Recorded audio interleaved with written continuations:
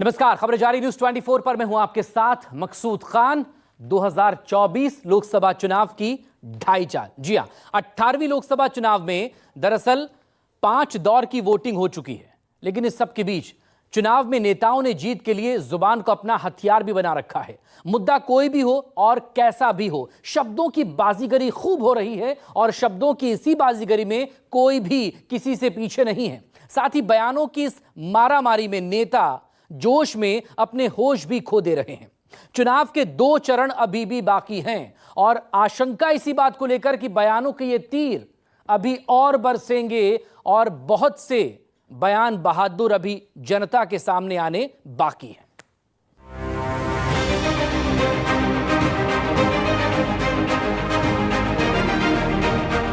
Hitler भी अपने आप को ईश्वर का दूत, ईश्वर का स्वरूप बताता था। जो ये तानाशाह होते ही ऐसी बातें करके आत्ममुग्ध रहते, वही बात नरेंद्र मोदी जी कर रहे हैं।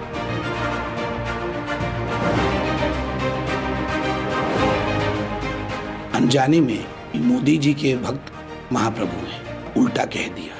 एक स्लिप ऑफ टंग के लिए भी मुझे महाप्रभु जी से क्षमा याचना करनी चाहिए।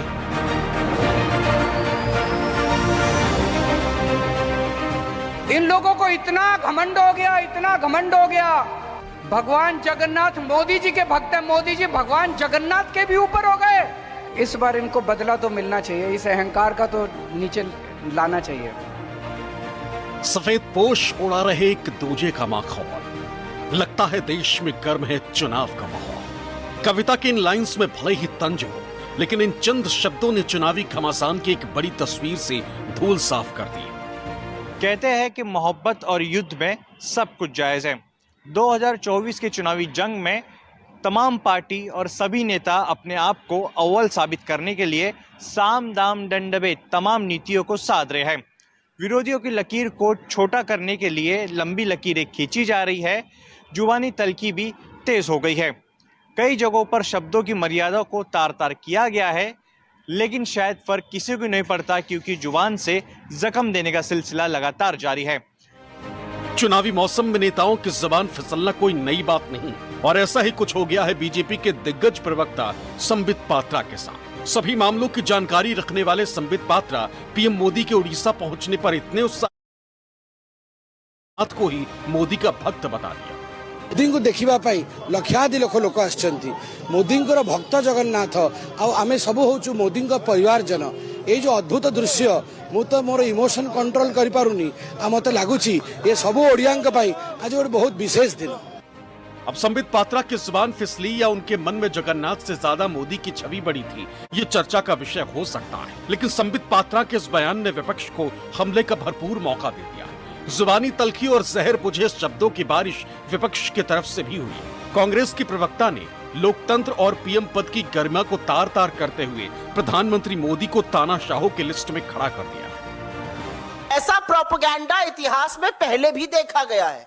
हिटलर भी अपने आप को ईश्वर का दूत, ईश्वर का स्वरूप बताता था। आपको पता है ना, किम जोंग, वो भी खुद को अपने अंदर दैवीय शक्ति बताता है, ईश्वर का स्वरूप बताता है, कहता है पेशाब नहीं करता है। ये किस तरह की बातें, जो ये तानाशाह होते ही ऐसी बातें करके आत्ममुग्ध रहते, वही बात नरेंद्र मोदी जी कर रहे हैं। कमान से छोटा तीर और जबान से निकली बात वापस नहीं हो सकती। बयान पर हंगामा मचा तो संबित पात्रा को गलती का एहसास हो गया। पात्रा ने माफी मांगी, लेकिन कांग्रेस की तलखी तब भी कम नहीं हुई। अनजाने में बाइट देते समय मैंने मोदी जी के भक्त महाप्रभु हैं, उल्टा कह दिया। ऐसा कभी संभव नहीं हो सकता है कि किसी मनुष्य के भक्त भगवान होंगे। तो अनजाने में ये त्रुटि हुई है, मगर अनजाने में हुए त्रुटि को ईश्वर भी क्षमा करते हैं। तो स्वाभाविक रूप से मुझे लगता है अनजाने में हुए एक स्लिप ऑफ टंग के लिए भी मुझे महाप्रभु जी से क्षमा याचना करनी चाहिए। जब इस पर कोहराम मचा तो बोला गया स्लिप ऑफ टंग हो गई थी। अच्छा, इतनी बड़ी स्लिप ऑफ टंग हो गई कि भगवान को मोदी का भक्त बता डाला, और तब तक आके नहीं स्पष्टीकरण दिया जब तक कोहराम नहीं बचा। हमने मुद्दे को नहीं उठाया। जब हजारों करोड़ों अनुयायियों ने कहा कि यह गलत है, तब आपको स्लिप ऑफ टंग याद आया। चुनावी घमासान में भगवान जगन्नाथ की एंट्री हुई तो कांग्रेस हमलावर हुई। तो वहीं विपक्षी गठबंधन की टीम में शामिल आम आदमी पार्टी के सर्वे सर्वा अरविंद केजरीवाल ने एक कदम आगे बढ़कर भगवान राम के नाम पर बीजेपी पर हमला बोल दिया। केजरीवाल पीएम मोदी को अहंकारी बताने से भी नहीं चूके। इन लोगों को इतना घमंड हो गया, इतना घमंड हो गया, अपने आप को भगवान समझने लग गए ये लोग अपने आप को भगवान जगन्नाथ के भी ऊपर समझने लग गए कि मोदी जी भगवान जगन्नाथ मोदी जी के भक्त हैं, मोदी जी भगवान जगन्नाथ के भी ऊपर हो गए। इस बार इनको बदला तो मिलना चाहिए, इस अहंकार का तो नीचे लाना चाहिए। ये लोग क्या नारा लगाते हैं, जो राम को लाए हैं हम उनको लाएंगे। अरे तुम राम को लाए हो? इस दुनिया में कौन हमें लाया है? भगवान राम हमें लाए हैं। मैं अगर इस दुनिया में पैदा हुआ तो भगवान जगन्नाथ की वजह से पैदा हुआ, भगवान राम की वजह से पैदा हुआ। इस दुनिया के अंदर भगवान राम ने मुझे जन्म दिया, भगवान राम की वजह से मेरा आज इस पृथ्वी के ऊपर मेरा आना हुआ। और ये लोग कहते हैं मोदी जी भगवान को लाए हैं। ये क्या बकवास कर रहे हैं? इनके अहंकार को क्या हो गया? बीजेपी के संबित पात्रा के जुबान फिसलने के मामले में एक बार के लिए बेनिफिट ऑफ डाउट दिया भी जा सकता है, लेकिन पश्चिम बंगाल में कोलकाता के तमलुक सीट से बीजेपी उम्मीदवार और हाईकोर्ट के पूर्व जज अभिजीत गंगोपाध्याय ने ममता बनर्जी के लिए ऐसी भाषा का इस्तेमाल किया जिसे किसी भी तरह से सभ्य समाज में नहीं स्वीकारा जा सकता। बनर्जी, তুমি কত টাকায় বিক্রি হও? তুমি কত টাকায় বিক্রি হও? তো তোমার লাখ 10 লাখ টাকা কেন? তুমি কেয়া শেঠকে দিয়ে মুখে পুলিটিস মারো, সেই জন্য মেকআপ করো, মেকআপ করে বেরো। आपको बता दें कि अभिजीत गंगोपाध्याय का ये विवादित बयान तृणमूल कांग्रेस के उस आरोप का काउंटर था जिसमें टीएमसी ने संदेश खाली से बीजेपी की उम्मीदवार रेखा पात्रा के 2000 रुपए में बिकने की बात की थी। हालांकि बीजेपी कैंडिडेट के बयान को इलेक्शन कमीशन ने गंभीरता से लिया और अभिजीत गंगोपाध्याय के प्रचार करने पर 24 घंटे के लिए रोक लगा दी।